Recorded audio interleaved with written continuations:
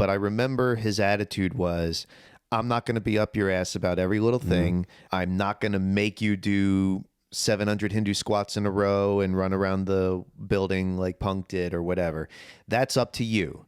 If you want to condition yourself right, if you want to get in good shape, I'm sure he would help you, but he's not going to babysit you and hold your hand for everything. I'm here to teach you how to wrestle.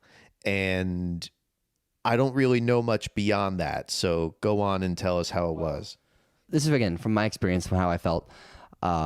Maybe I was expecting a little more of a coaching mentality and, this is what we'll do, all these sorts of things.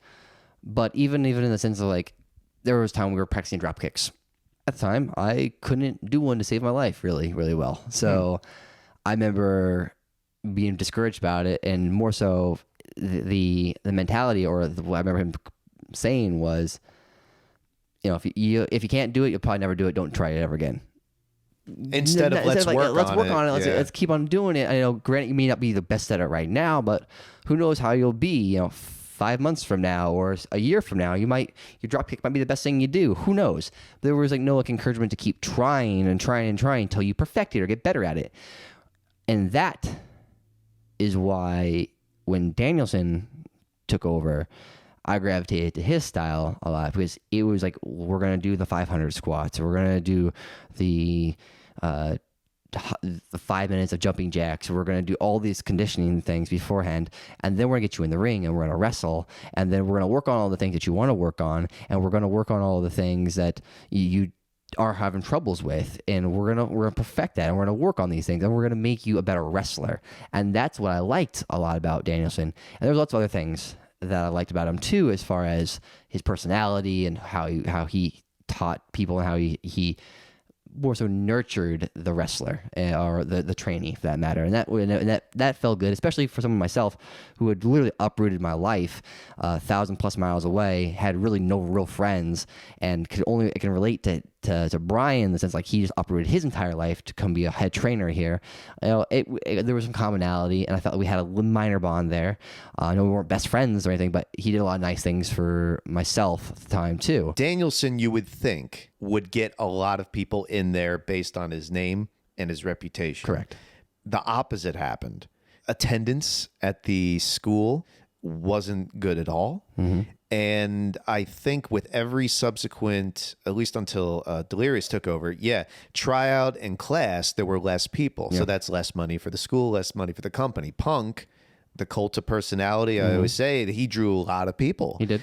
And Aries, I think, is still one of the top 5 wrestlers ever in Ring of Honor. I think he's a great I'm not taking anything away from him as a wrestler, period. Right. But I'm saying that if I was trying to get into a wrestling school like the Ring of Honor wrestling school, those are some great names to train under, you would think. Absolutely. But I think people were way too intimidated with Bryan Danielson. And that I agree with you. In the sense like, oh my God, this is going to be like this hardcore Japanese dojo style. Yeah. I don't know if I can handle this sort of thing. And I really honestly feel that was the way. And I also feel that was much of the mentality even amongst the established students that didn't even come in to train with him. Pelly changed his work schedule so he could train. Chris, after work, myself after work, would train with Bryan.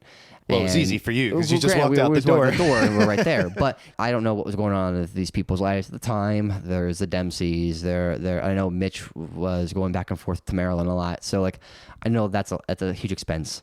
Ernie had to do some work for his family during the summertime. But there were so many guys that could have really taken advantage of Bryan's constructive criticism and made themselves better in that time frame, and they didn't. And I know towards the very end, I know Rhett had come back to the school more often and was using the training center more. But unfortunately, during most of the summer, like the peak periods of when Bryan was there, most practices were just the 3 of us. Sometimes if, Pelly couldn't make it in, or I had something I had to do, or Chris was gone, it might be a 2-person class plus Bryan. Or if something was really hit the fan, only 1 person was there, and I could tell Bryan felt defeated. He looked defeated. Even without those people, though, there still should have been plenty of people filing in. There should have been. There should have been. And granted, there were kids that would sign up for tryouts and wouldn't get through the tryout, and they wouldn't sign up either. And there was maybe 5 here or 3 there or 4 there or whatever it might be. But yeah, you would think, logically speaking, that you have the world champion of the company training at that school. You would think they would file in so many fans, for that matter. And again, it has to be the fact that they thought, oh, it's going to be Japanese dojo style. I'm going to have to do 500 Hindu squats and lion push-ups or whatever it might be to scare you. But what do you expect if that's the case? Like, this is wrestling. Part and parcel of the program. Well, what was it?